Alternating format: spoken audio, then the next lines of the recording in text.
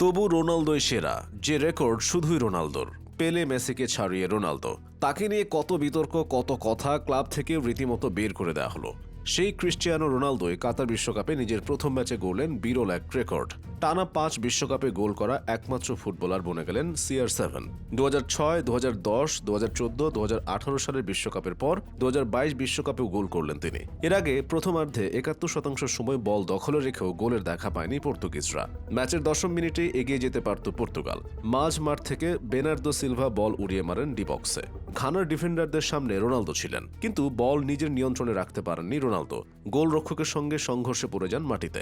13তম মিনিটে কর্নার থেকে আসা বলে লাফিয়ে উঠে হেড দিয়েছিলেন রোনালদো, কিন্তু বল চলে যায় গোল পোস্টের বাইরে দিয়ে। 31তম মিনিটে ডিবক্সের বাম কোনায় জোয়াও ফেলিক্স পাস দেন রোনালদোকে। রোনালদো 2 ডিফেন্ডারকে পরাস্ত করে কোনাকুনি শটে বল জালে জড়ান, কিন্তু বল নিজের নিয়ন্ত্রণে নিতে গিয়ে ফাউল করেছিলেন রোনালদো। তাই গোল হওয়ার আগেই ফাউলের বাঁশি বাজান রেফারি। রোনালদো এমনই, ক্লাবের হয়ে গোল পেতে বিলম্ব হতে পারে, কোচ শুরুর একাদশে নাও রাখতে পারেন, আবার সাইড বেঞ্চে বসে থাকতে হতে পারে, কিন্তু দেশের জার্সিটা গায়ে উঠলেই নতুন এক রোনালদোর দেখা মেলে। বদলে যান তিনি, বদলে দেন পুরো দলকে। ঘানার বিপক্ষে তার ব্যতিক্রম হয়নি। শুরু থেকে যতক্ষণ মাঠে ছিলেন প্রতিপক্ষকে ভয়ে রেখেছেন, এরপর গোল আদায় করে উদযাপনে মেতেছেন। যদিও ম্যাচের প্রথম দিকের দৃশ্যগুলো রোনালদোকে হাসায়নি, উল্টো তার সমর্থকরাও চিন্তায় পড়ে যান।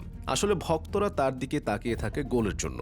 এই বা প্রান্ত ধরে একের পর এক ড্রিবল করে গোলের দিকে এগিয়ে যাবেন, বা কর্নারের সময় অন্যদের থেকে বেশি উঁচুতে উঠে হেডে গোল করবেন। সেটা দেখতে অভ্যস্ত তারা। ঘানার বিপক্ষে গোল পেয়েছেন ঠিকই, কিন্তু রোনালদোর সেই দৌড় দেখা গেল না।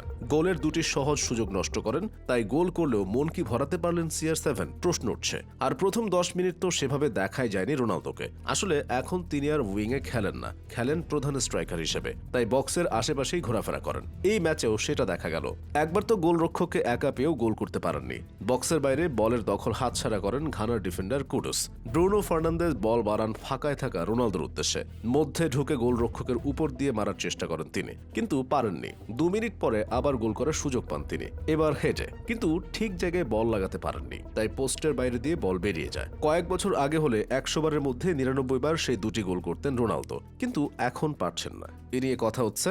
ফুটবল বোদ্ধারা বলছেন, আগে প্রতিপক্ষ তাকে জোনাল মার্কিংয়ে রাখলে গতি আর শিল্পের মেলবন্ধনে সেই মার্কিং ভেঙে বেরিয়ে যেতেন রোনালদো, কিন্তু এখন পারছেন না। বয়সের ভারে গতি অনেকটা কমেছে, তাই বক্সের আশপাশেই থাকছেন।